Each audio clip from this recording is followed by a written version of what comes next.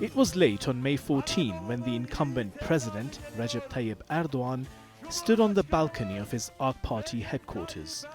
He delivered the victory speech when polls showed that he was leading by almost 5%. Bu ne aşk, bu ne heyecan, bu ne sevda.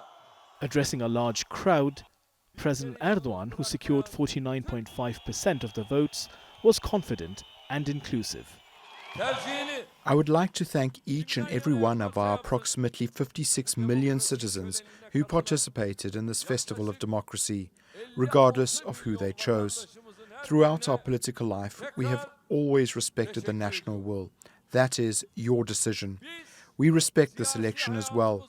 We will respect it in the next elections as well. Erdogan called on his rivals to move on. We expect the same democratic maturity from everyone. The debates in the election campaign are now over. Everyone has spoken, and our nation has made its decision today. Just a short distance away, leader of the main opposition party, Kemal Kilicdaroglu, who got 44.88% of the vote, appeared before the media. With him were leaders of the 5 parties that supported him. "I'm here," he said, before playing the Syrian refugee card. In contrast, Erdogan has criticized some opposition figures for stroking anti-refugee sentiment. The president won 9 of the 11 earthquake-hit provinces in the first round. His strategy was to focus on those areas before the first round, and same went for the runoff. During our visit to Defne, we saw that this area needs a well-built hospital, so we gave the necessary instructions to our health ministry and promised that the hospital would be built in 3 months. When we promise something, we do it. They told us we can't do it. It was impossible to finish the construction in 3 months. Here we are after 2 months and the hospital is already built. They told us Kilicdaroglu had 90% of the votes here in Defne and we had 8. So what?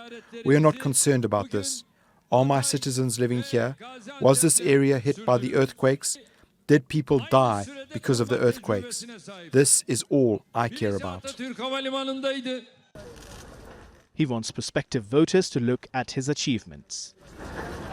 The campaign was heavily based on Erdogan's achievements or the nation's achievements, and defense industry played a huge role in this. Fighter jets and indigenous defense industry products, which have been a mere dream for Turkish people, finally being achieved, and this set a record for Erdogan's capabilities. Part of opposition's strategy is to target Erdogan over the economic situation. Erdogan acknowledges that the economic situation at the moment is tough, but says he was the one who managed to turn the country's economy around after coming to power more than 2 decades ago.